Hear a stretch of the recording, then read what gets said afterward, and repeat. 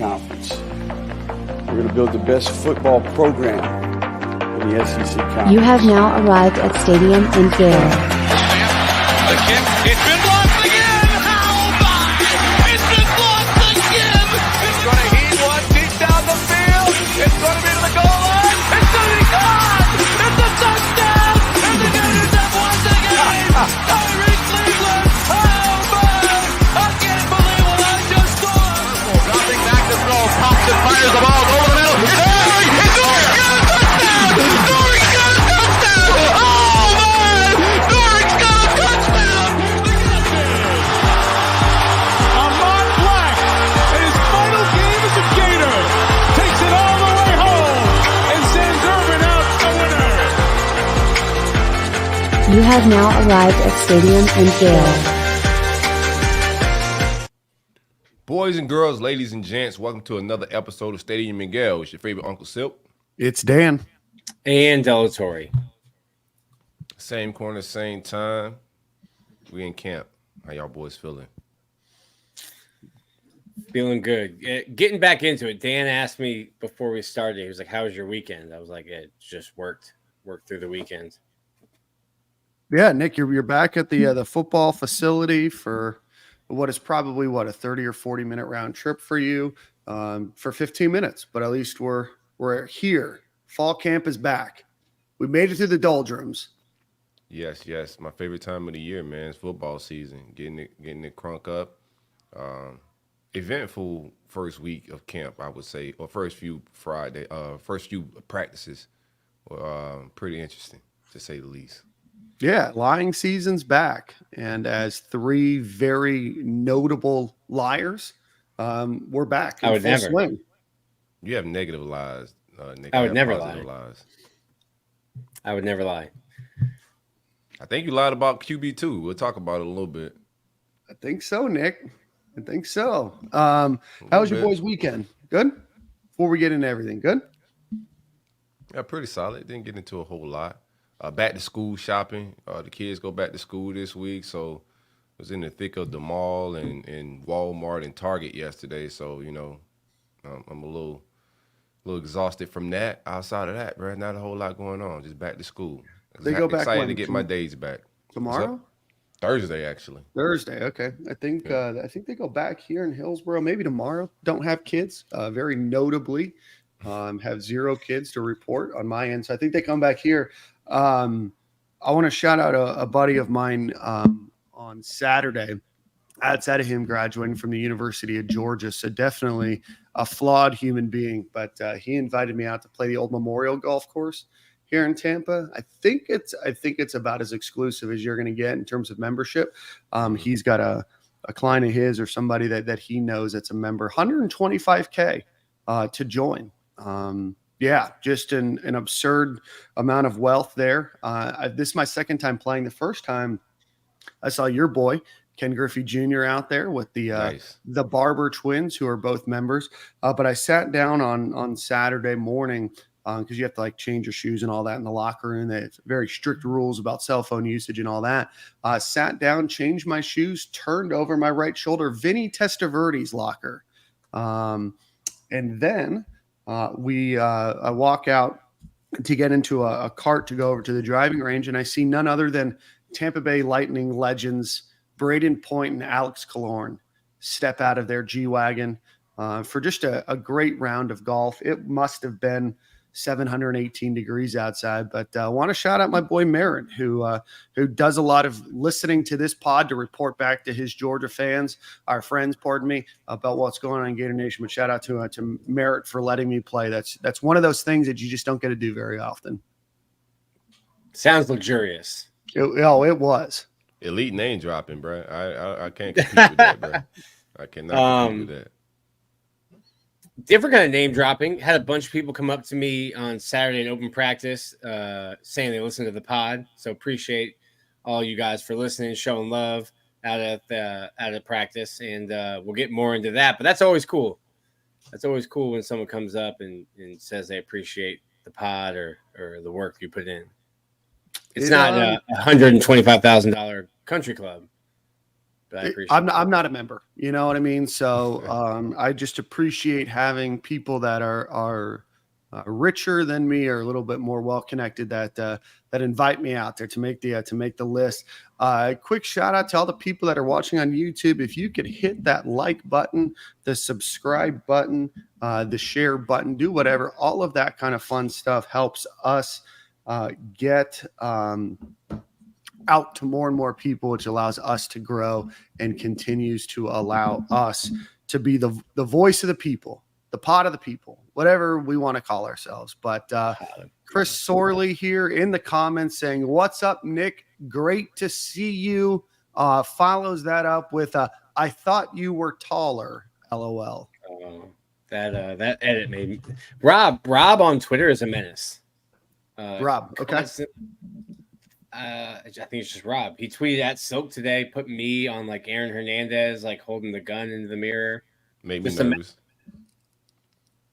But he photoshopped my head onto a small child dapping up Billy Napier Saturday at the Florida Victorious event.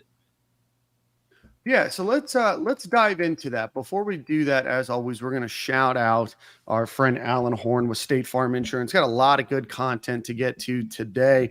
Alan Horn in Jasper, Georgia. If you are in Florida, Georgia, Tennessee, or Alabama, and you are looking for any kind of insurance policy, whether it is car, automotive, property and casualty, renters, life, whatever it might be, give him a call, 706-692-2888, or visit him at alanhorninsurance.com.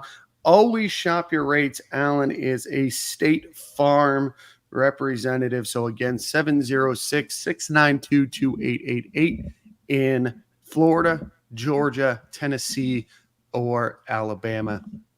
Nick, let's get into just this week of practice as a whole. And I do want to make sure that we touch on that Florida Victorious event after, which I think that we all agreed was really, really cool that they did. But we are 24 days away from the start of football, where the Gators will kick off against the Utah Utes. Crazy. It is absolutely it is crazy. I know you guys are both going out there, but Nick, the last few weeks, our last few days of practice, give me an update. What are you seeing? What are you not seeing? All that kind of stuff. Well, we'll start with quarterback. I think I don't think we can even talk about who QB1 is. It's pretty clear that Graham Mertz has taken on a leadership role. He's taking most of those reps. He's performing the best. I think we're just waiting on Billy Napier to say it publicly and make it official. But I think Graham has kind of separated himself. And then I've been impressed a little bit with Max Brown. I think he looks a lot better this fall than he maybe even during the spring. He's a little more accurate, footwork's a little tighter, and in his athleticism, his running ability, I think gives you something different that the other two quarterbacks don't have. Not to say that they're Peyton Manning or they're a statue, but Max is just a better runner than they are. So I think maybe QB2 battle, but even watching practice Saturday, when we get to see everything more than just the 15 minutes that we typically get, there's a clear 1-2-3 with Mertz, Miller, and then Brown. And I just wonder if you try to get Max Brown because of that athleticism involved somehow. And I asked Billy that last week, and it did not sound like that was in the plans or in the cards yet. But I think we do have some clarification on the quarterback. Yeah, I think that we kind of all expected when Graham Mertz came to Florida that he would be the starter. I think his expectation was to be the starter, and I think that it was going to take a lot to supplant him. Nick Silk, want to get your thoughts. Assuming that Graham Mertz is the starter, you have a backup between either Jack Miller or Max Brown. Jack Miller, obviously the more seasoned upperclassman, Max Brown, the redshirt freshman there. If they are even, do you guys have a preference over which one you would choose as a backup, assuming that they're even, and obviously also know that there's more to it than what we see. But my opinion, just throwing that out there, is if they're even, I put Max Brown. Biggest reason there is you have a longer runway with him. You have the opportunity to build and enhance his skill set as he grows in the program, and obviously has a longer window. But what are y'all's thoughts? I don't know that they're even. I think I don't know what situation Max would come in. Maybe if Graham Mertz breaks his ankle in the first drive against Utah, I think you go to Jack Miller. If the offense is stalling at some point during the season in a game, maybe you have a package that involves some options, some other stuff that can utilize Max Brown's athleticism, and then he would come in spots. But I don't know that if you had to turn the offense over to one or the other, I don't know that Max Brown would be ahead of Miller right now. I think I haven't seen any flashes from Jack Miller to make me think he should be QB2. I haven't seen a whole lot, but from the flashes I've seen of Max Brown, he looks like the better QB right now. Depends on who was at practice. A lot of people think that he has surpassed Jack Miller when it pertains to just overall quarterback play. I just haven't seen. We've seen Jack play. I know he was missing some guys in the bowl game, but I didn't see any flashes in that game, regardless of losing and who wasn't there. I just didn't see any flashes in the spring game. Same thing. I didn't see anything that said he was even pressing Mertz for a real quarterback competition. I don't think he really applied any pressure. From the flashes I've seen, knowing Max Brown athleticism, some of the throws he's making that I've seen in these clips, I just think he's going to be QB2. We'll let Kemp continue to play out. Mm-hmm. I do like what Nick said if it's game one, it may be a lot of pressure and there's not a lot of experience from Max Brown with game time. So it'd be tough if Mertz was to go down in Utah, putting him on the field on the road. That's a different situation. But overall skill set and what I've seen in small clips and small sample size, I just think it's going to be Max Brown for QB2. Obviously, we've talked a lot about leadership with Graham Mertz and everything else, but Nick, what you've seen, obviously a lot of those clips have also made it onto the internet now, so I think most fans have seen most of what you guys see. But what are you seeing out of him that has him so far ahead? Is it the crispness? Is it the understanding of the crispness of his passes? Is it the understanding of the offense and where players should be? Obviously, you're only catching maybe 5 to 8% of the practice, but what are you hearing or seeing out of him? Well, what we've heard is that he's become a leader, and I was cynical, I'll say, when everyone was like, he's the first one in and last one out. And I was like, yeah, he has to be. He spent 3 years in an offense. Now he's got only 2 years left to play. He's playing catch up in this new offense. Of course, he's the first one in, last one out. But that made an impression on guys, made an impression on the staff. And Graham is, I think, the kind of guy that is going to do all the little things, even if that's like picking up somebody else's pads or picking up the locker room. No task is too big for him. I think he's just one of the guys, and that's helped him fit in. And I think the biggest thing with him is that as he gets more comfortable, the ball's coming out on time. The ball's going where it needs to. I think he processes information well. And listen, he's not going to be asked to be Kyle Trask in 2020. He's not going to be asked to be Danny Werfel. He's not going to throw the ball 40 times a game. This is an offense, I think, that's going to try to run the football, try to control the clock, and Graham just needs to keep defenses honest, hit those short passes, intermediate passes. Every once in a while when the defense starts creeping up, hit a play action, hit something down. I think right now, if that's what you're going to ask of him, manage the game, make the plays that you're supposed to make, dump the ball down when you need to. I think he's more than capable of doing that. All right. All right. Let's see. Let's get into the first of the practices this week, and then ultimately we had an open scrimmage on Saturday. About 1,000 people. Yeah, open practice. Sorry. Open practice, about 1,000 people. It looks like we're there. But Nick, walk us through a little bit of that open practice that we saw on Saturday. First time the Gators have done it, I think, in 8 years. Obviously, we will talk about Ricky Pearsall and Devin Moore, who missed that practice, and we'll talk a little bit about Shemar James here in a minute. But what do you think of the overall event in the practice itself? Yeah, it's interesting. A couple of the writers have been asking players and coaches, how different practices are now than they used to be. Like when Silk was playing, I'm sure there were 2 days, 3 days in the We summer. did 3 days in JUCO, bro. Yeah. I think I'm liable to some type of compensation. I've been waiting for this whole, a big lawsuit to pop up, and I'm gonna join in, bro. But we did 3 days. It's But crazy. that's not it now. There's hardly any tackling. There's no Oklahoma drills. I think the biggest thing to see was, okay, when Ricky Pearsall isn't there, who stands out? And to me, Caleb Douglas stood out. Trey Wilson stood out. I was encouraged to see Micah Mazuka playing contact, even in a non-contact jersey, going through reps. And then even more encouraging maybe is seeing Najee Harris being the guy that's taking first team reps when Mike is not in there.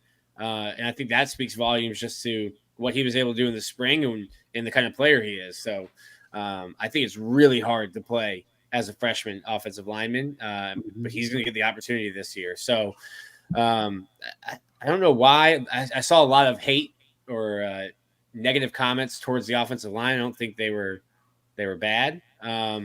But it's a football practice. They didn't really do, too much team stuff. There's no tackling. They'll scrimmage this week, I think Thursday. So we'll try to get some information out of that where they're actually, going game speed. But right now you're 5 practices in and still installing. I think some encouraging things, but it was just the 5th practice of fall camp. So anything that you heard or saw or commentary on that, or your thoughts just on open practice as a whole? I'm just liking the vibes from here. I've been saying this for a few months. I expect the defense to be good to elite. I just have high expectations for that front 7. Still some answers that I want to hear at the safety position, but I like what I heard I'm hearing from safety as well. But I like the overall, the energy from the offense. I like that, Mertz is looking like a leader. Shane Matthews, who's a former quarterback, he does content as well. And he's pretty spot on with the quarterbacks in the past, whether it was AR, Trask, or whoever it may be. He's been pretty spot on. So just paying attention to a lot of what he's saying. He's high on Mertz. He thinks Mertz is more than capable and is going to have a good season. The run game is going to be official. I like the young boys stepping in. Pearsall was out. They say he was under the weather, but Andy Jean, Eugene Wilson, he's out of injury protocol and took off the non-contact jersey. But it's a lot of just explosiveness every time he touched the ball. So I'm excited. I spoke about Arlis Bordenham last show as well, and I think he's going to have a breakout season. I've been seeing a lot of that, and that was before camp started. I've just been seeing a lot of highlights, pictures, and flashes, and people singing his praise a little bit. So I'm higher up on the offense than I was before. I'm not terribly worried about the offensive line. Depth could be a issue, but if we stay healthy for the most part, I don't have a whole lot of concerns right now with the offense. I do want to see us play competition that's not us, because there could be some familiarity, in them knowing our defense and being able to get some stuff off. But I'm super excited about the secondary. The guys I've seen as far as DBs with the freshmen, Jordan Castell, Jakeem, all those guys are showing great footwork, great technique. A lot of, and even the energy from Austin Armstrong, seeing him at the open practice, him getting super excited and running out to the field, it's good energy. It's good camp energy. Haven't seen any camp fights or any disgruntled stuff. So just good positive energy, man. Absolutely. Yeah. All right. I think the offensive line might be a concern for me, just depth-wise. I think right now I'd say Barber, Mazuka, Ogwakin, Richie Leonard, Damian George, Najee Harris, Jake Slaughter, maybe Jordan Herman, maybe Riley Simons. I just don't know, if you have any kind of injuries, I just don't know what the line looks like there after that. And it's a team that you need that offensive line to be kind of the identity of your offense if you're going to be a running team. Right. Let's get into a little bit more about some things that Billy Napier said. So we're just going to bounce around a little bit here. When it comes to QB2, Billy Napier mentioned on Thursday that Max has made improvement. I think he's a classic example of a really good athlete that just started playing quarterback a few years ago in high school. The guy can run. He's gained 8 or 9 pounds of lean muscle. There's no doubt his accuracy's improved. I think he's cleaned up his footwork, His stroke is much more consistent. And I think that there's some knowledge that contributes to that table in terms of understanding the system. So I think Max has come along pretty nicely. He's got to catch up mentally, but his work ethic this summer has impressed the staff and impressed the players. He's kind of got it right there in Graham's hip pocket, and he's played the way you'd want a quarterback to work. I know that we also mentioned Eugene Wilson. Silk, you mentioned was off of his non-contact jersey. He's obviously showing some excellent footwork in some of the routes that we've seen. And let's see, Montreal Johnson, Trevor Etienne, obviously have been nothing short of what we expected them to be. But also I know that Cam Carroll has impressed as well. And we're going to break down the running back room as well. So you mentioned Artis Borlingham. I know you mentioned Andy Jean as well. A lot of people that are excited about them. So from an offensive perspective, Nick, from what you've seen thus far, and they're playing against each other and they're just practicing, but are you more optimistic or just as optimistic, which was not much, based on what you've seen so far? It's interesting because I think the best players on the team are like transfers or those young guys, and how do they react? What's their performance in week one when it's brand new and you're on the road and it's 8 p.m. prime time. I like Andy Jean. I like Eugene Wilson a lot. And the running backs, I think Cam Carroll is someone we don't talk about enough. I was talking ignorant. I was like, what is this dude doing coming here to come and run behind these two guys who almost ran for 1,000 yards each last year? And I think he came in with a purpose, and he's the best pass catcher, in my opinion, in the running back room. So I think he'll find the field. I'm a little more encouraged. I think Arlis Borlingham, based on the reps, he's behind Zanders and Odom, but he just has a whole different game than anyone else that is going to play in that tight end room this year. And I think you have to figure out ways to get him on the field and get him the ball. But that's kind of to be expected, Silk, and I want to get your thoughts there too. Arlis Borlingham didn't play much. I think he's still considered a redshirt freshman, right? Yeah, so he had some injuries. A guy that Florida recruited, obviously late into Billy Napier, or late in that recruiting class, a guy that Billy Napier was able to convince to choose over, I know, Oregon. I think Southern Cal was involved there too. Anyway, a guy that, fans seemingly were excited about, didn't know much about him last year. The Gators are trying to figure it out on offense. We don't see much out of the tight end position. But Zanders, who's been with the team since, I think he was in Spurrier's second or third class that he signed. Him and Andre DeBose. Yeah, him and Andre DeBose.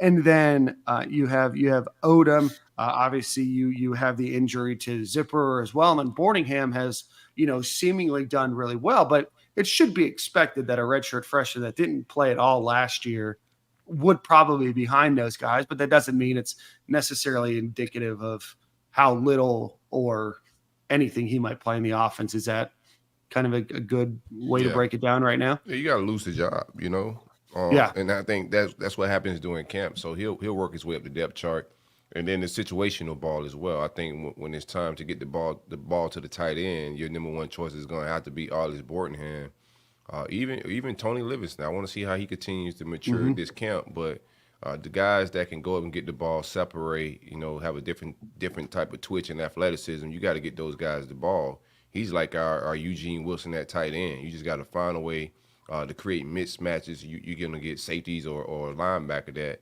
it's going to be a problem for either one of those positions to try to cover a guy like that. But I expect him to ascend up the depth chart, and regardless of what they put, as starters when they put it out, We'll see what the snap count look like and what type of plays we run. But I expect him to get majority of the passing reps.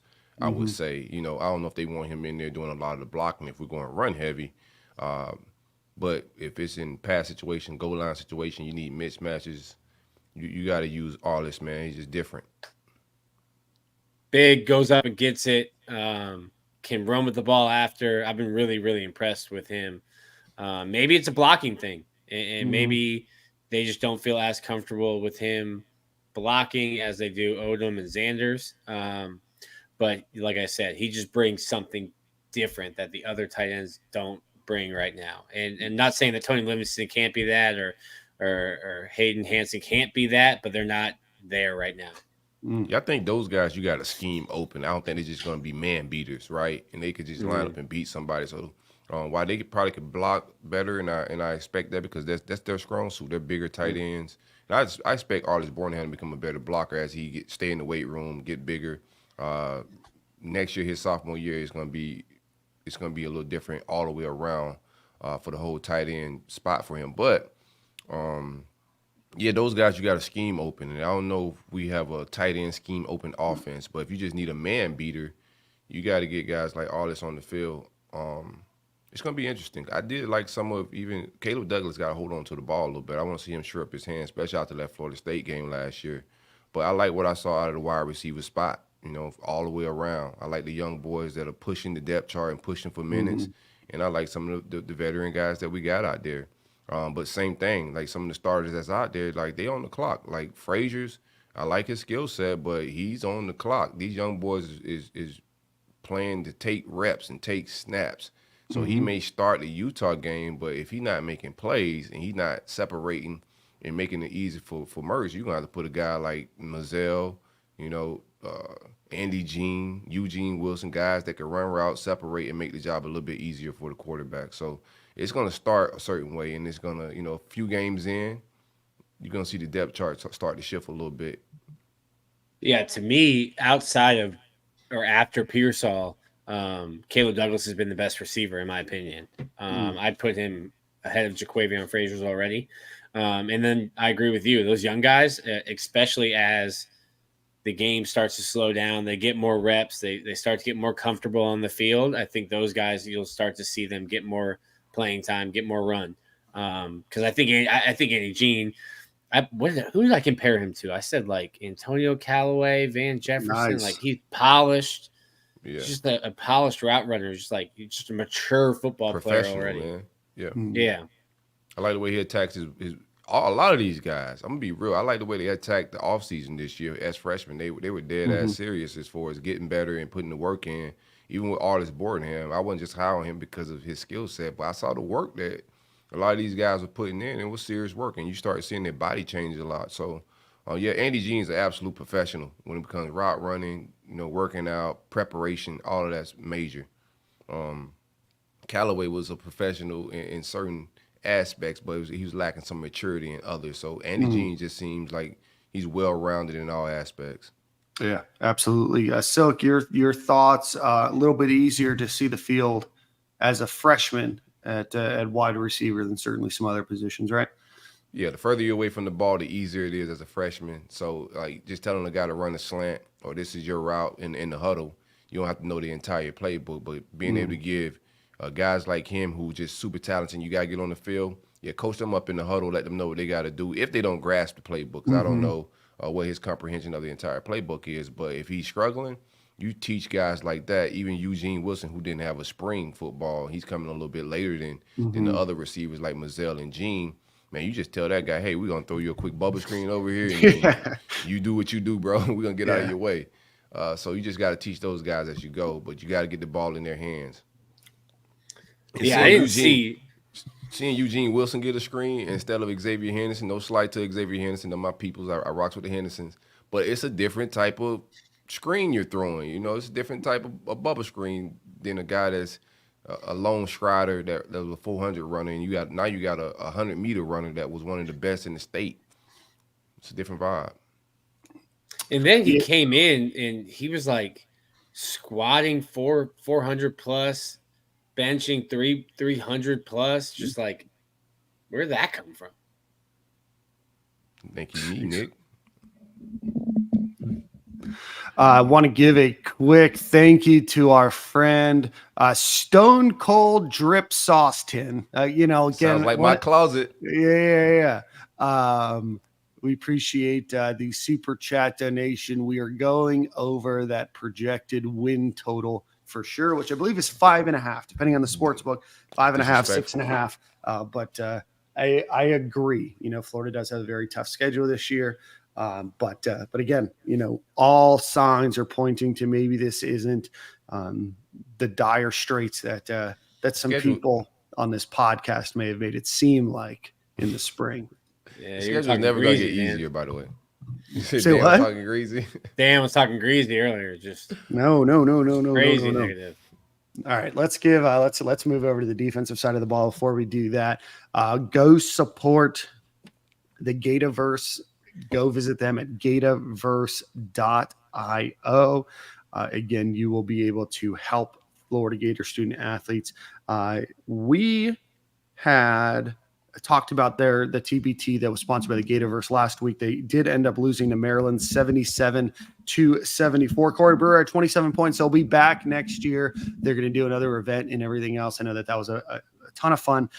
Also, they now have a signed Trevor Etienne autograph card on their website. Cards come with a meet and greet with him at the end of the season, as well as some merchant discounts that will be announced very soon. So again, go visit Gataverse.io. They are supporting dozens of athletes at the University of Florida, and this money directly helps them. So again, Gataverse.io. Let's get into the defensive side of the ball here real quick. I want to shout out my boy Ross that just texted me that he's on a flight and he's watching us live. So hello, Ross. Yo, shout out to Ross. Shout out to Ross. Ross got that Wi-Fi on the plane, man. He sure does. Yeah. He's flying business class to Hawaii right now. He got a membership. He got a membership to the golf club too. No. He lives up in Atlanta. Let's see. The Gators practiced without Shemar James. We'll talk a little bit about that lower body injury. Was seen walking around with a brace on his left knee. Actually, Nick, let's do pause there. Any update there, or maybe not as big of a deal as maybe fans might think, or give us the update?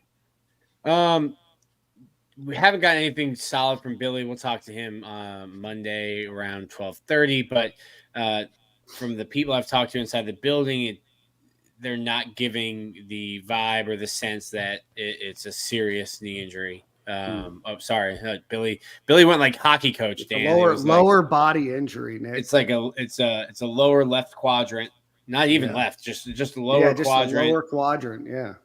A lower quadrant mishap. Yeah, we have upper body injuries and lower body injuries in hockey. That's all they are.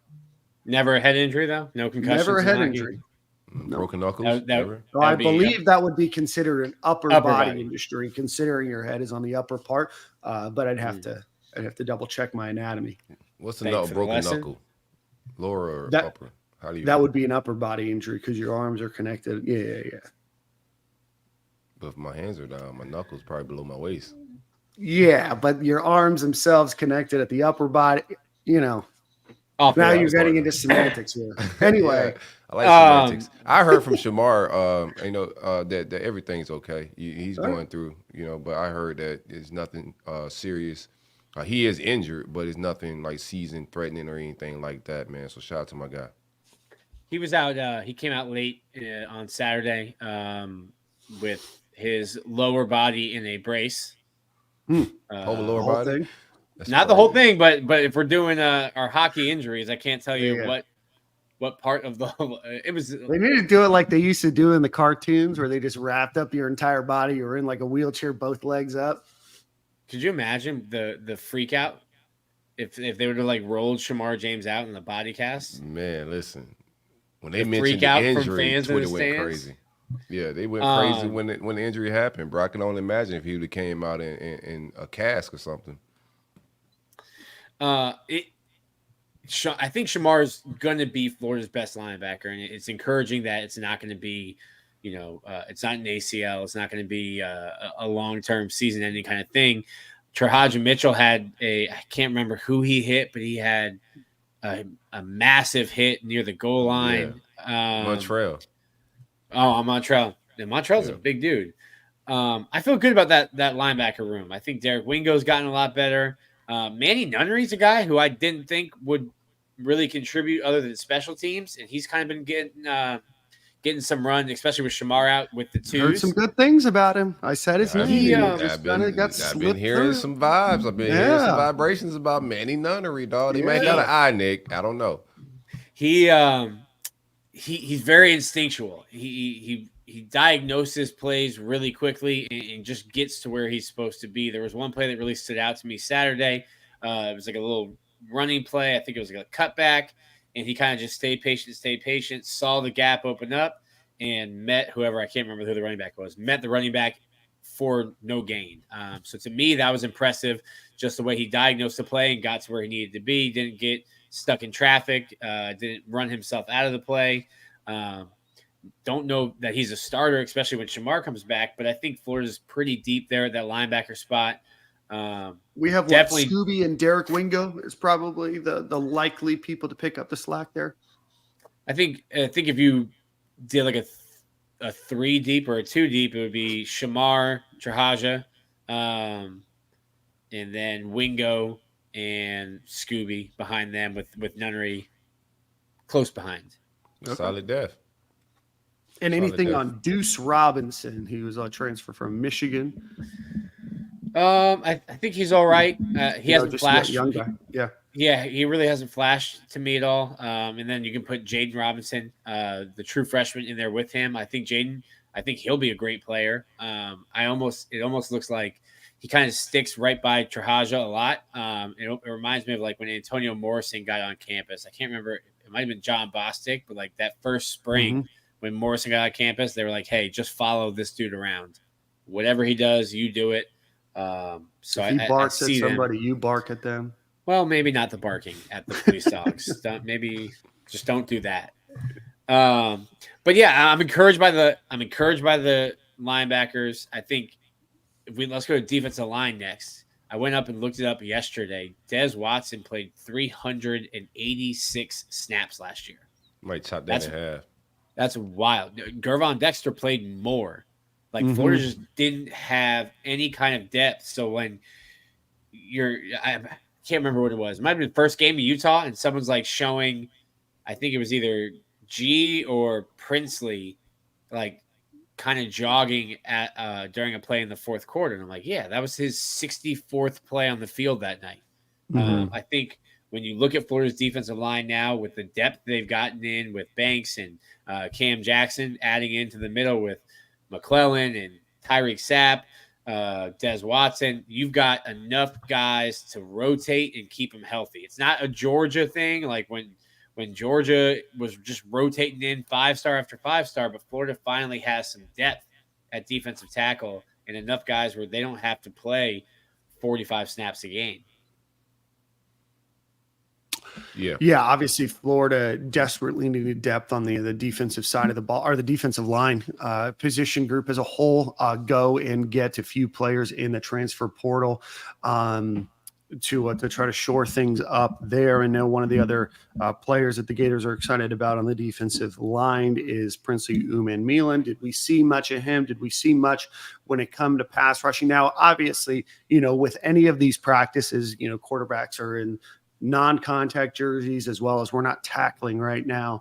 The quarterback just as a whole, or when the play breaks down, there's limited contact that they could have. So there is definitely some hamstringing of the defensive line and the push that they're able to. But it did seem like they were able to operate pretty aggressively in the videos that I've seen. That they might be even better than we had initially anticipated. Yeah, I think. That's going to be a really, really good position. I think Justice Boone's a guy that Princely will get gets talked about probably the most, wearing that Uno now. He's kind of changed his body. I think he looks a lot leaner now. Justice Boone is a guy that I think is going to be a great either defensive end or that jack linebacker. They've got some depth there and some guys that can get after the quarterback. I think Princely's going to the way he's talking and the way that his body looks, it looks like he's putting in the work. to kind of have that season. He doesn't want to be here in 2024. Princely wants to go out and get 15 sacks this year and be a first-round draft pick. Can he do it? Love that for him. That's going to be up to him, but that's his mentality right now. Yeah, wait for it. It's about to happen. I like the overall what I'm hearing from the D-line. Like, there's some guys we're not even talking about, like Tyreek Sapp, that's going to contribute big time. Now, that rotation, I don't know how much of a drop-off we're gonna lose when we do rotate. I was high on Caleb Banks coming in just from the small clips that I seen because there wasn't a lot out there, but his get-off was a little different at his size. It's super impressive. Chris McClellan, who we're not talking about a lot, but he showed some incredible flashes last year. And when they said he wasn't going to be starting, I knew we had something. I'm like, yo, if Chris ain't starting, if Caleb Banks is starting, and you got Cam Jackson, like we got a stick on defense. What do you think, and what are you hearing as far as defensive tackle in that rotation? Like, we know Caleb Banks and Cam Jackson are the starters. What are you hearing on the second depth as far as defensive tackles? I think you're going to get it. Obviously, will depend on package. Like if you're third and short or goal line, like Dez is coming in. Tyreek Sapp's really interesting. He was a stand-up like rush linebacker in high school, and now weighs I think like 270 pounds. Looks good.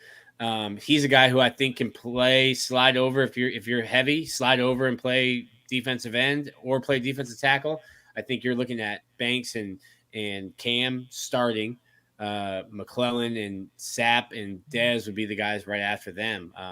There's just a lot of talent in that room. One thing I did notice on Saturday, Cam Jackson kind of just looked tired, like he was sucking wind by period 4.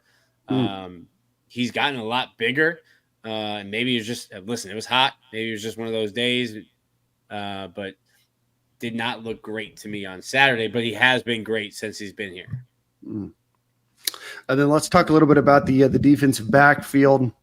We'll talk about DBs, or we'll talk about corners first, and we'll get into safeties, because I think we might have a different starting two than what we've talked about on this show.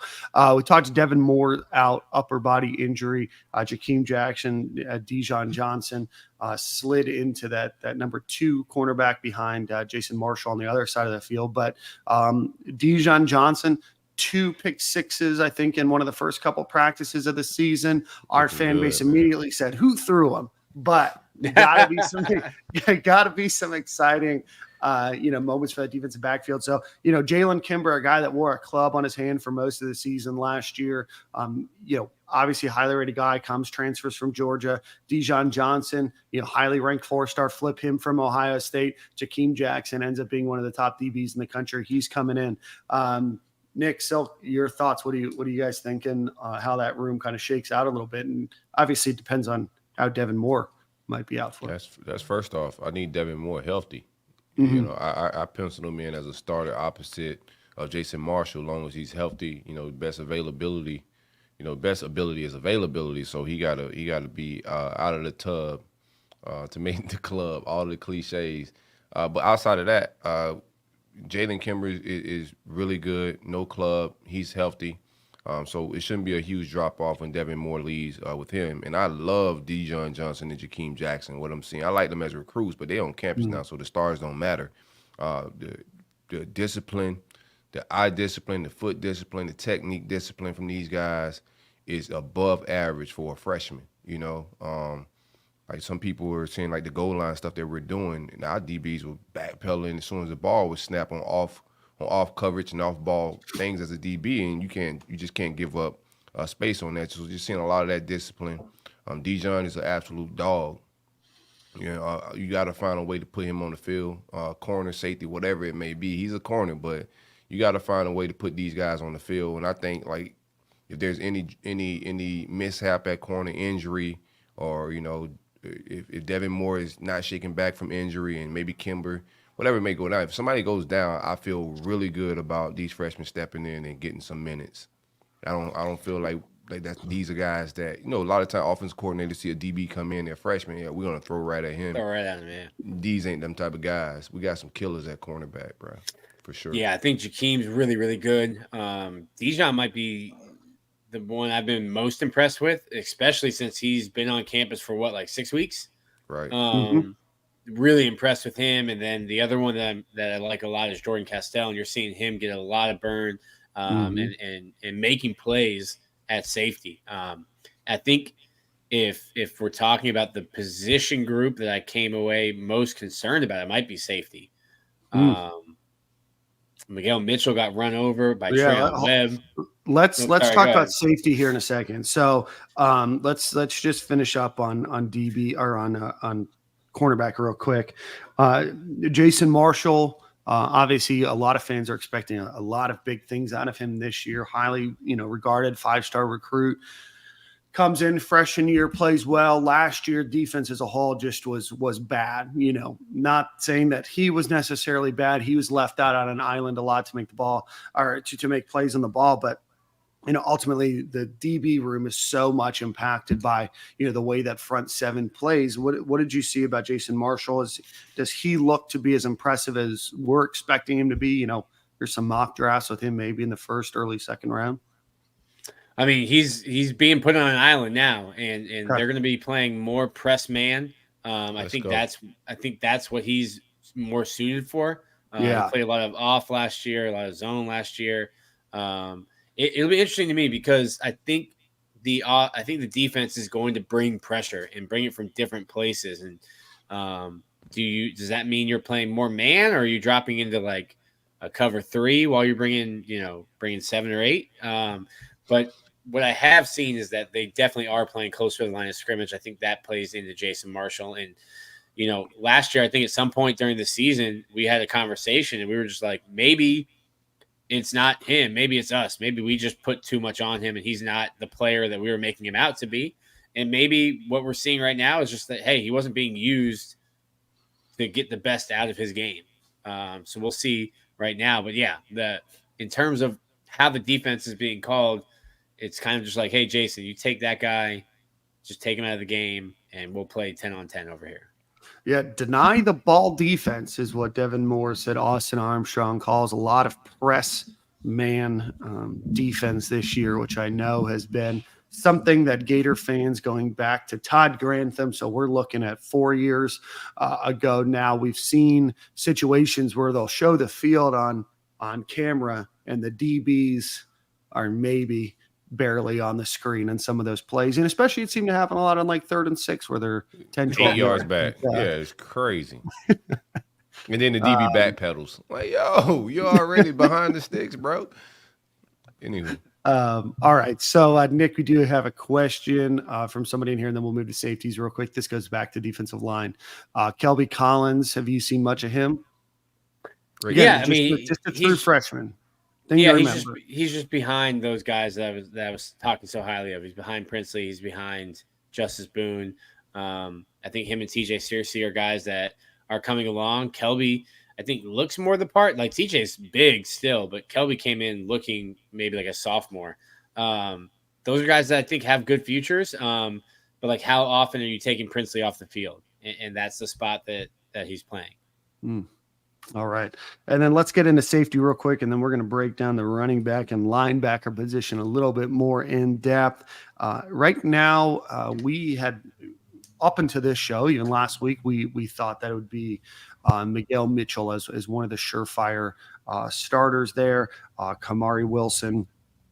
And those are probably the top 2 names that fans were familiar with. You get the transfer of RJ Moten. Then we thought, hey, maybe it would be Miguel Mitchell and RJ Moten in that group. But for all intents and purposes, it seems like Kamari Wilson might be playing the best of the 3. Sure. Silk, Nick, what are your thoughts? Don't like what I'm seeing from the transfer of Moten. Okay. I don't know, bro. It just doesn't look like a Florida safety right now. Didn't see a whole lot of plays being made from him. Right now, I got Kamari and Castell being my safeties, unless I see something different. Miguel Mitchell, I was leading that hive, but he's not a sure tackler. I'm hearing from guys that was there, hit me up on the phone calls like, yeah, you got to shut down the hive, Silk. Like, it's just not happening. So He still got opportunity to prove in camp here, but from what I'm hearing and what I'm seeing actually with Jordan Castell, like it's hard to put a freshman safety back there, especially in the game one like Utah. So we may go with veteran older guys to start the Utah game because it's just a on the road matchup. You're playing a top 15 team on the road, so I get it. But how I see it shaking out throughout the season, it may be Kamari and Castell. We'll see what the other safeties, the young safeties, Thornton and some other guys we got could do. But right now, you got to give Kamari his flowers. He's looking better. He's looking more fluid. Whatever he did in the off season in the weight room, whatever the training staff did with him, he's looking more like a fluid safety than a linebacker, which a lot of people was trying to move him to.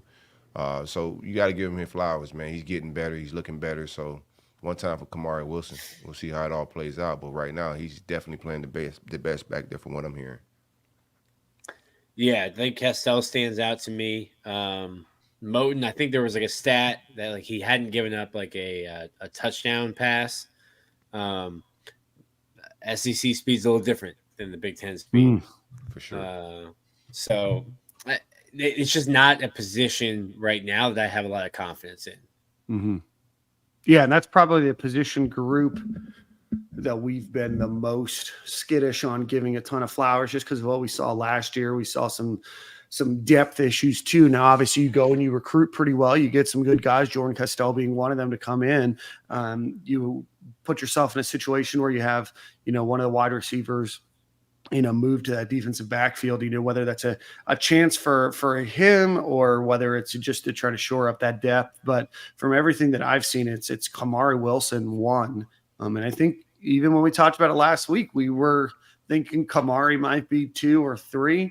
But I think he's got that spot locked down. And then, Miguel Mitchell and Jordan Castell and RJ Moten might be fighting for that fourth spot. But I think Kamari is going to be your lead play timer at that position. For sure. So I do want to see more. I didn't see a whole lot of practice clips of the other safety. I seen Castell and some of the young boys getting some one-on-one action and seeing how they, break on the ball. I didn't see a lot of that from even Moten or Kamari. I like the way Kamari is just looking and what I'm hearing from people. Mm-hmm. But from the clips I seen, I just didn't see any action. And RJ Moten is a guy that's supposed to come in and bring a lot of leadership and experience, but it's just not translating from what I'm hearing to the field right now. So I am very high on Jordan Castell and the safeties. We'll see how it all plays out. It's just he's a freshman, and playing freshman safety can get a little spooky. Yeah, we've seen Armstrong asked a lot of the safeties in terms of checks, calls. You got to know what the other 10 guys in the field are doing to play safety in this defense.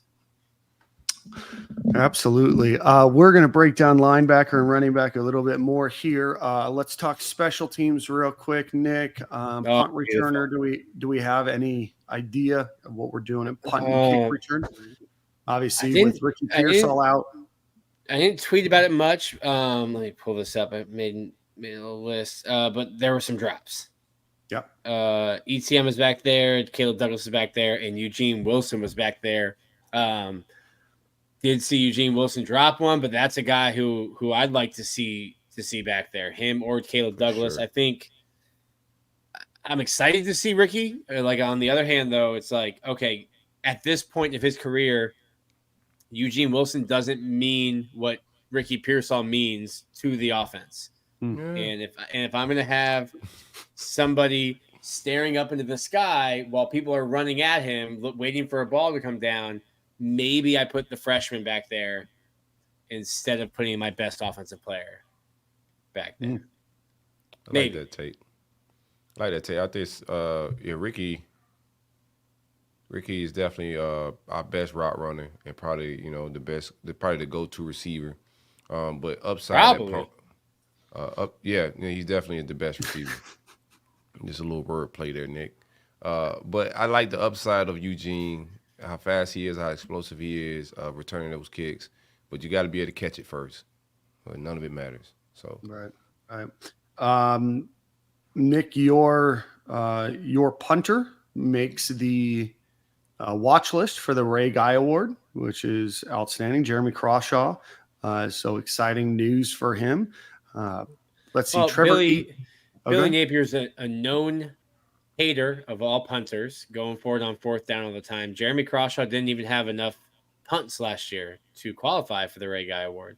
I like that energy, though. Bring that back. I heard something the other day, and this number is going to be wrong, but something like 46% of all punters in college football at the FBS level are from Australia. So that's wild. Yeah. Pro Doing something Australia. different out there. Yeah. So shout out to Australia. Jeremy Crawshaw. Trevor Etienne makes the Paul Hornig watch list. There was a number of other Gators that made a watch list as well. Is that a rugby thing where they all like? You think it's get them getting rugby players?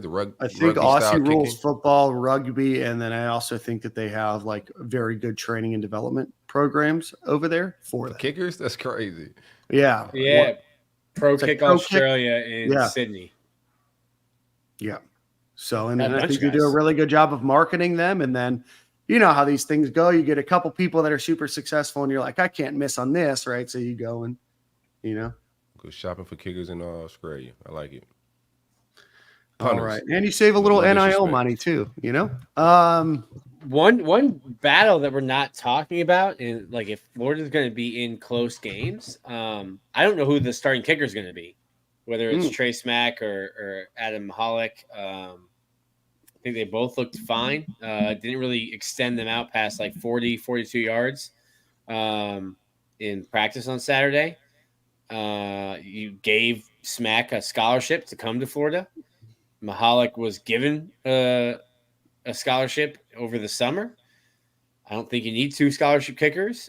But if Florida's going to be in tight games, you can't have like Adam Mahalik last year had the worst kicking season since Austin Hardin, when I had like PTSD looking that stat up because I remembered we'd have to like go to the games early and we would like tally what Austin Hardin was doing in pregame. And it was like, hey, Austin Hardin was 7 of 14 during his practice for them, huh? during his practice reps before the game. It that day.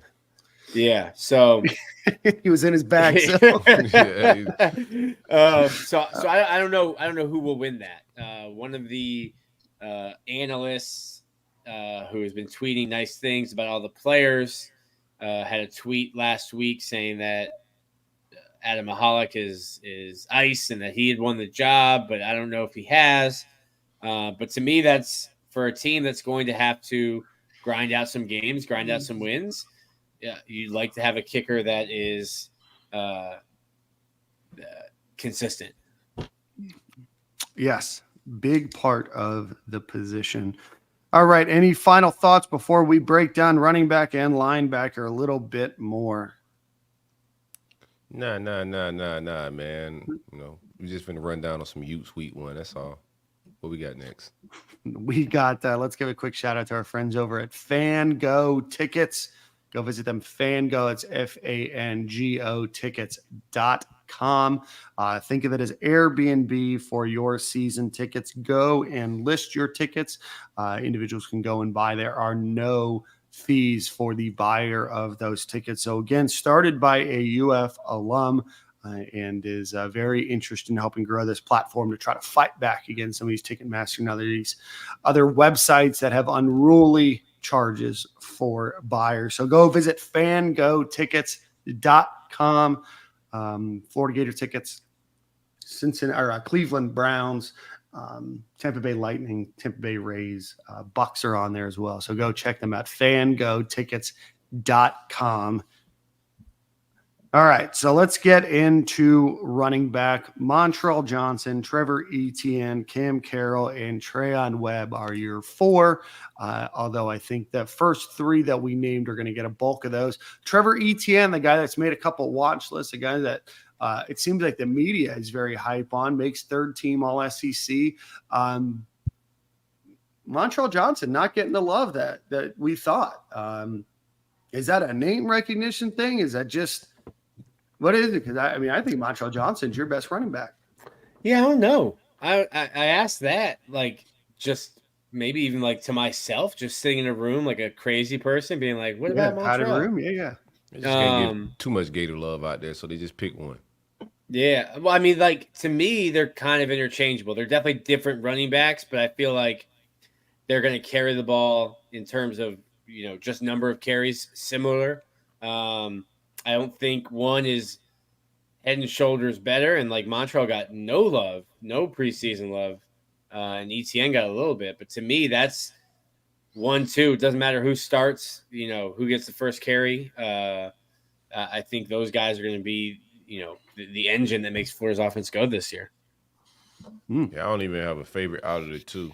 I like both of those guys. They just both very good running backs, both patient guys that'll wait for things to develop. They're pro backs. And I don't know how anybody could leave Montreal off of any running back watch list. He's gonna be the real deal. So I don't care about the watch list a lot. I think it's a little bit of give him some give Montreal some added motivation. I like that. Give him some slight something to be mad at this season and run angry. For when we get to Utah, he can unleash this thing like he did last year.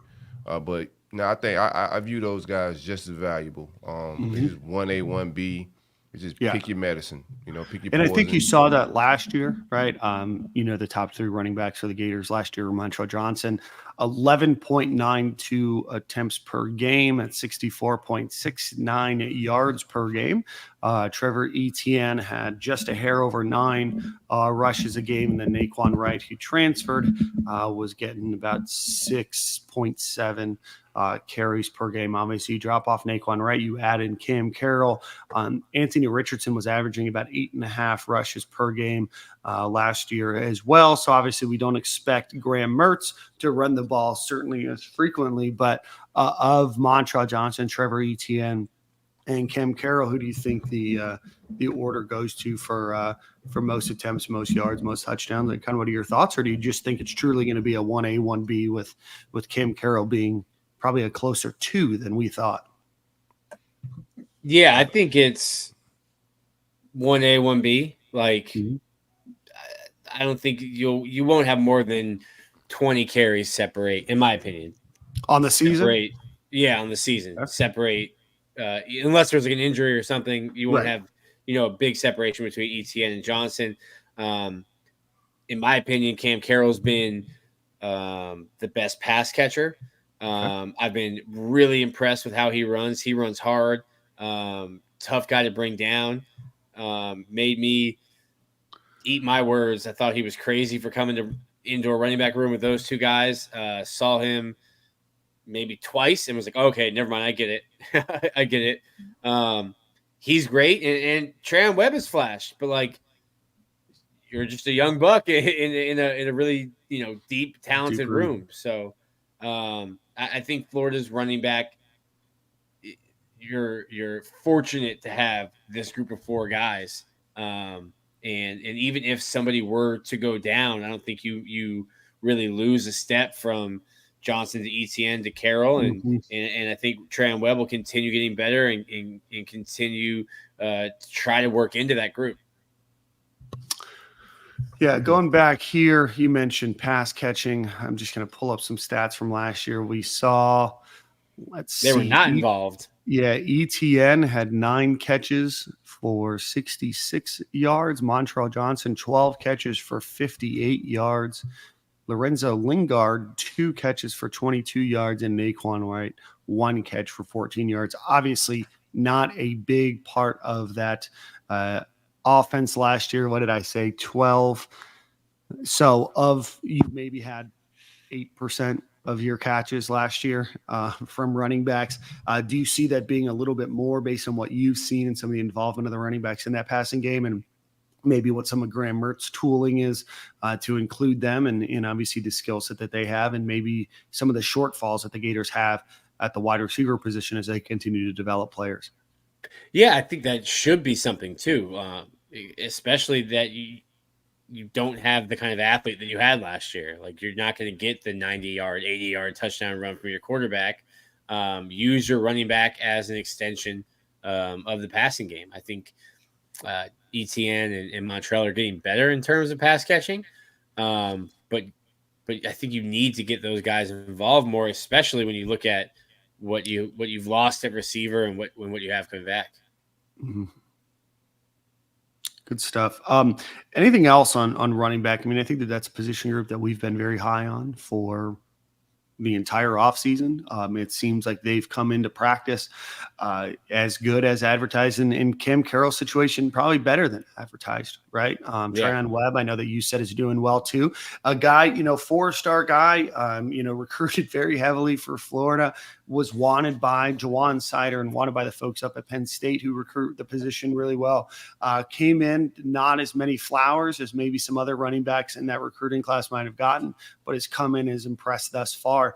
But I don't think that there's much, more that you could want, out of this. You have the mix of size and speed and kind of the breakaway speed as well as the vision. They all seem to have great vision and be able to get to that open hole and attack. So I think that the position group that we've been one of the most excited about all season or all off season, has been the running back room. And it seems like they are doing well. Obviously, without the same running threat that you had with Anthony Richardson, there's a different kind of focus on you as the running back, but still, I think that this is going to be a group that has even better year than last year.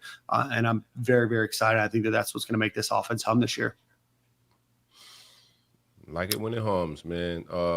Real quick, what do you guys think about the quarterback running with AR going? I still think we do some running. Of course, it's not going to be a 6'4", 250-pound guy making guys miss. We all wanted more running out of AR last year. I thought he could have been way more productive with his running. But I think Graham Mertz is definitely a capable runner. He can get busy a little bit with his legs. What do you guys think about running from the quarterback position this year? Well, when I said that, I just meant like you don't have that dynamic runner. Right. Like Anthony Richardson won the Utah game last year.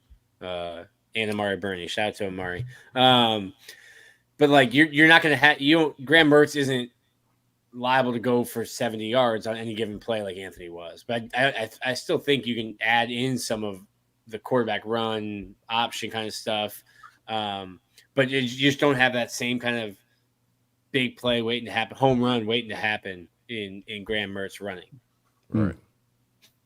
Yeah, I think the quarterback position still gets active with the running. What you got, Dan? Yeah, no, I was just going to say, I think Graham Mertz, and I've said it for a while now, and I think you're seeing it a little bit more, is not, a Peyton Manning. You mentioned it earlier, Nick. He's not Peyton Manning. He's not just a guy that's just going to sit there and be this blundering guy that falls over his feet if he tries to run the ball past the line of scrimmage, right? I think he's got some speed. I think he's an athletic player. I think that we saw that in high school. You saw it sometimes in college. It depends on, probably what that position group looks like at the backup quarterback role. But at some point in time, you have to will that team. And if that means trying to break off a 7-yard run for a first down, you have to be able to keep that tool in your toolbox and be able to use it. And I think that Graham Mertz is both faster and more athletic than the statue that people have compared him to. I mean, it seems to me like this entire offseason, now all of a sudden people are like, oh, like, he's not a statue. Is that like Graham Mertz was like collapsing in quicksand? Like all of those quicksand comments that we used to talk about, like in like 4th grade, and you'd be like, what to worry about quicksand when you're an adult, right? Like, I think that that's like what a lot of people assume that Graham Mertz did every time he stepped in the pocket. And I just don't think that that's the case. He's certainly not going to be as athletic as Anthony Richardson. In fact, no quarterback in history has ever been as athletic as Anthony Richardson was, right? But I don't think he's a statue. And I do think, he can make plays, with his feet, and I'm looking forward to seeing him prove all the haters and losers wrong, as our former president would say. What we at with? We still at misdemeanor Mertz, or we sliding back to possibly a homicide or a murder? Ooh, all right. I think we're still at misdemeanor. We got to see it, right? Okay. But now it's not just like a petty theft, there's a little bit more to it, He's not jaywalking now. Yeah, it's not just jaywalking. It's not a criminal. It's not a driver's license that won't expire, or a tag that won't expired. Right. He was loitering, then he was jaywalking, trespassing. Trespassing. We was going towards citation, Mertz, but conspiracy. Yeah, that's Hassan Cook, appreciate the super chat donation. If you have a question, let us know. Let's get into the linebacker side of the ball, or the linebacker position on the defensive side of the ball. Let's give a quick shout out to our friends over at Home Field Apparel. That's where this shirt is from. one of my favorites to wear. Cone stove drip right there, man. Yeah. Nice soft cotton. Go check them out. Homefieldapparel.com. Promo code Stadium and Gale will get you 15% off of your first order. You know the work around that if this is not your first order. Again, homefieldapparel.com. Best vintage Florida Gator clothing out there. And if you have a friend, family, member, colleague, spouse, whatever it might be that went to, I think, almost 100 different schools now, go check them out. Homefieldapparel.com. All right, let's get to linebacker. Got a lot to talk about there. Overall thoughts on the group, just holistically, before we talk about names here. Overall, I'm higher on the group than I was in spring. Shemar going down, of course, I think he's going to be is what it is. We didn't get to see Taraja Mitchell in spring. He was healing up a little bit. But just watching with Shemar down, what we're hearing, a lot of these guys are stepping up, and I think we got quality depth at all three slots. There's going to be some drop off from Shemar because I just think he's a different type of linebacker. He's going to be a household name, I think, if he's healthy. I mean, a lot of people going to get to know exactly who Shemar is game one. But overall, on the position, they flipped the room. Our linebacker has been a struggle. We had a lot of tweener guys in the past, athletic safeties that were trying to make linebackers. We got a room full of pure linebackers. Want to see how Derek Wingo plays out. Been hearing good things about him. Just want to see more of it, but complete flip of the room. Mm-hmm. Yeah, let's run through that list of names real quick. Hold on one second, Nick, just so everybody knows the names that we're going to be talking about here. Shemar James, Derek Wingo, Scooby Williams, Taraja Mitchell, Deuce Spurlock, the transfer from Michigan, Jaden Robinson, the freshman, and Manny Nunnery, the transfer from Houston.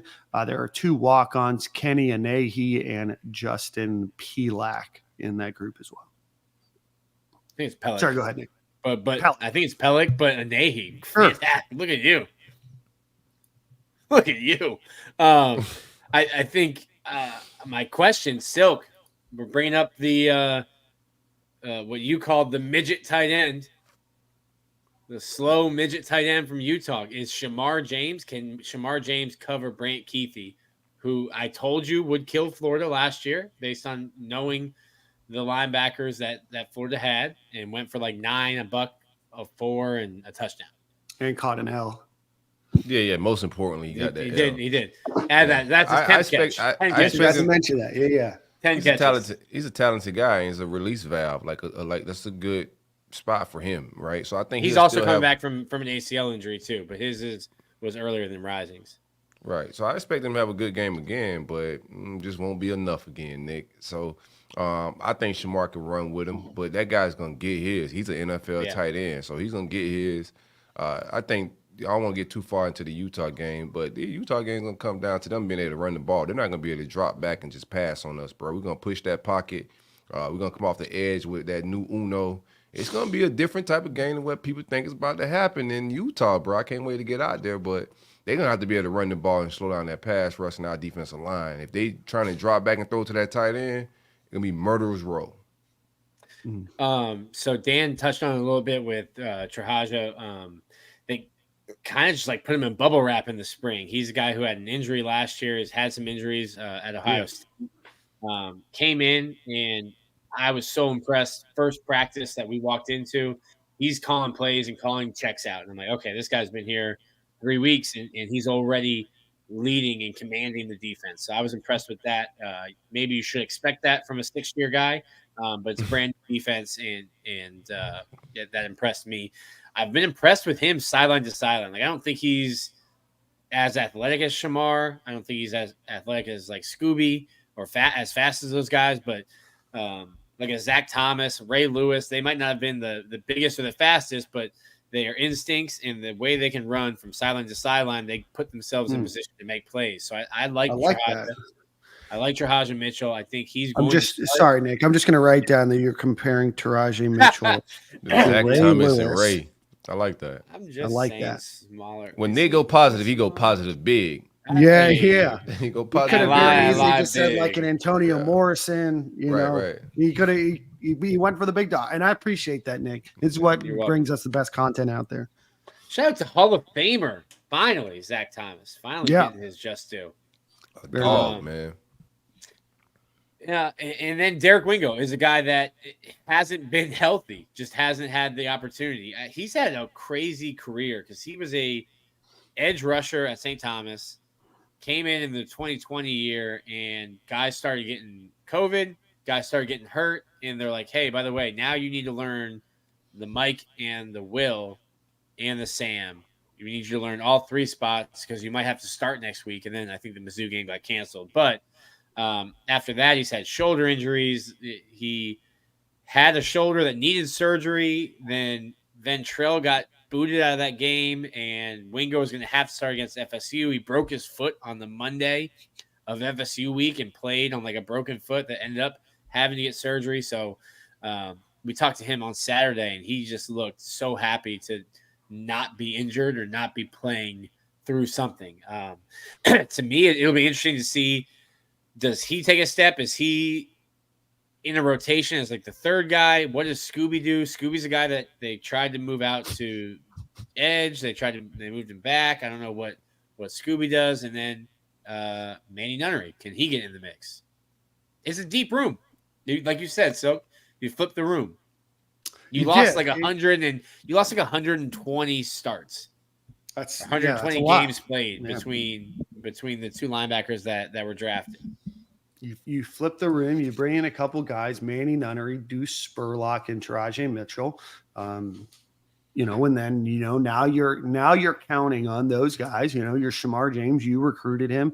Derek Wingo, you inherit him, but a guy that was a highly thought of guy, Scooby Williams. Again, a lot of fans were very, very excited when Florida took him from Alabama.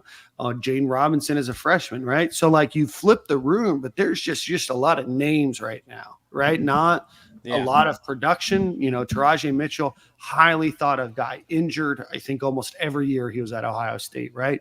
Deuce Spurlock, redshirt freshman. So imagine, a guy that just sat on the bench at Florida last year, right? So again, Jaden Robinson, a guy that, Florida gets, flips him from South Carolina, I believe.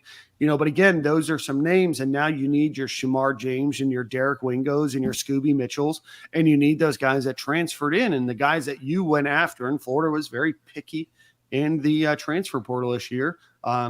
It's just a lot of names to me right now, and I'm hopeful, and I know that Shemar James, in my opinion, can be very good, and I think Scooby Williams and Taraji Mitchell can be good. I want to start to see it out of Derek Wingo. Again, he's healthy. But right now I have some concern just because we don't know, in my opinion, what we have. We have some athleticism, we have some talent, but we just don't have like the proven skill set.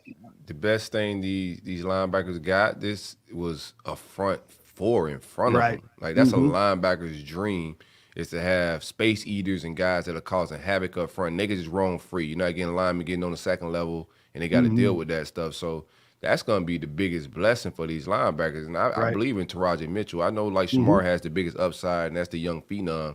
But just being around Taraji, we did some content with him with Nick was there. With Beyond the Chump show that we rolling out, just his leadership. He was trying to itch out of there to get to the weight room while he was there. He was rushing the content a little bit because he had to get over to the weight room to lead. So I just like the quality of guys they brought in. I believe in their skill set, but most important, like I was saying, that front four defensive line is very important to linebackers having good years and being productive. Keeping linebackers clean. Facts.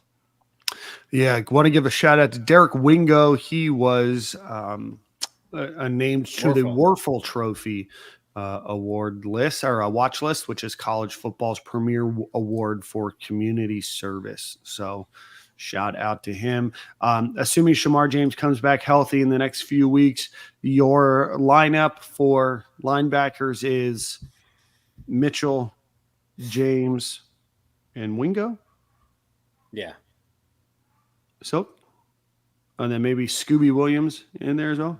Yeah. All right. Sounds about right. If you were going three deep, I think you'd have Spurlock and Nunnery, like third string. Okay. What is the word from Spurlock? That was an interesting take. Wasn't mad at his high school film, but I like these guys transfer portal evaluation. So what's been the vibes with Spurlock?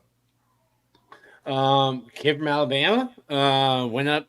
He's just young. Like, he only appeared in 2 games, I think, at Michigan last year. Was Right. just a freshman, but like a freshman on a playoff team. So like, there's no slight to him that he didn't play. He gets coached a lot, I think is a nice way to say it. He gets coached a lot by Jay Bateman when we're out there.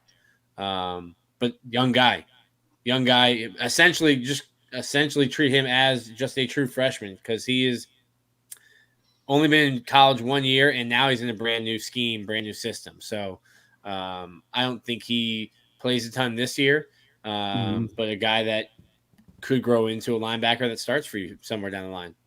Yeah. And what is decent for, some of these guys is, while the position coaches haven't changed much on the defensive side of the ball, there is a new defensive coordinator as a whole. So it does give everybody kind of the same opportunity to learn, and you don't feel like you're so far back from a scheme perspective, right? So, again, it's now up to these guys, and I think that there's a lot of, talent there. Now it's just a matter of putting it all together. But, I think the change in defense coordinator does allow, somebody like a Deuce Spurlock or a Manny Nunnery or Taraji Mitchell, whoever it might be, to be able to come in, and they're learning with everybody else. And I think that when you learn with other people, sometimes that just makes everybody together better as a whole, right? Because now you all have to be bought in. It's not just, I'm taking over the scheme that I already know and everything else, and you're the one that has to kind of learn it on your own. Now we have to study together and grow together and build together. So it might even be a little bit of a blessing in disguise, despite the fact that it looks like Austin Armstrong is leaps and bounds better than Patrick Toney, at least in likability for now, Yeah, and like my man Fragrance Jones just said in those comments, smash that like button. We got some people vibing out with us. Smash that like button, beef in the comments, argue in the comments, ask us questions. If you got a super chat, you want to jump towards the front of the line with some questions, just shoot us a super chat. Yeah, for sure. We are nearing the end of our show. Let's give a quick shout out to our friends over at Alumni Hall. Go visit them. The best place to buy your Florida Gators wear and tailgate supplies, accessories, and everything else on Archer Road, right off of I-75 there, right on your way to the stadium, right near that Chick-fil-A. You're going to see beautiful Alumni Hall. Go check them out, or go visit them at alumnihall.com for anything that you could ever want Florida Gators related. Gentlemen, any final thoughts before we head out of here? We talked about Shemar's injury a bit earlier in the show. It does seem to be he might be out for a little while with a lower body injury, but should be back before the season starts. Yeah, you guys gotta go back to the early in the show. Yeah. DK pulling up asking about Max Brown at QB2. Yeah, I already It's told about Nick 12 minutes into the show. Yeah, based on the reps. Based on the reps, he's not QB2, but we did talk about if different scenarios of, okay, well, if this happened, who would then go in? So rewind. All right, then. Soak, you have song of the week, I believe. Yeah, you have song of the week. So any final thoughts before we head out of here, gentlemen? Nick, what's practice schedule like this week? I was just pulling it up, Dan. No practice today. They practiced on Sunday. It was closed. Monday, just media. I think we talked to Chris McClellan and Damian George today. Tuesday, practice. Wednesday, practice. And Thursday is a scrimmage. Nice. Perfect. And they're doing that these throughout random points of the day. Like I know they had like a 7:15 practice. I know they had a 12 where they're trying to simulate kickoff times and do all that kind of stuff. I don't know what it is. So like Tuesdays at 11 a.m., Wednesdays at 3, the scrimmage is at 1. Then Sunday they practice again at 3. So it's kind of all over the place. We did have that one late practice. Maybe it's different kickoff times. I think aren't the first 4 games all like 7 p.m.? Yeah, they're all night games. Yeah, 7-8 p.m. Yeah, except that game in Utah, I think kicks off at probably 6. Right? It's at 7:30, maybe 5:30. So you guys will have to deal with the mountain time out there. So yeah, Go follow Beyond the Chump, new NIL platform that the network's rolling out. Gonna be doing some NIL content with athletes in a barbershop setting. Real fire. And we dropped small clips of content out there, but the first episode will be dropping the day before the game. We're gonna drop it that Wednesday before the Utah game. And also Stadium Miguel, we're gonna roll out some new content this fall. We're gonna bring on a legend. This is what is this? Like what do you call it? So A Stadium film Miguel breakdown? show. Yeah, Yeah. we're doing a film session with Riedel Anthony out in Tampa. We're gonna do it. For if you want to pull up live, we'll be at a restaurant out there in the Bay. We also stream it live. But Riedel Anthony's gonna be breaking down the game from the Saturday before on a Sunday morning. So just be on the lookout for that content as well this fall. Exciting stuff happening over here, and we appreciate you guys for tuning in each and every week. And please do, before we head out of here, please take care of our sponsors as well. Allen Horn, State Farm Insurance, Florida, Georgia, Tennessee, or Alabama. The Gataverse, Gataverse.io, Gataverse.io, support NIL platforms. Support Home Field Apparel, support Alumni Hall, and support our friends over at Fan Go Tickets. So, Silk, you got song of the week? Yeah, let me get Rex Life Raj, Where I Belong. Perfect. Dope vibes. All right, we'll see you guys at the same corner, same time next week.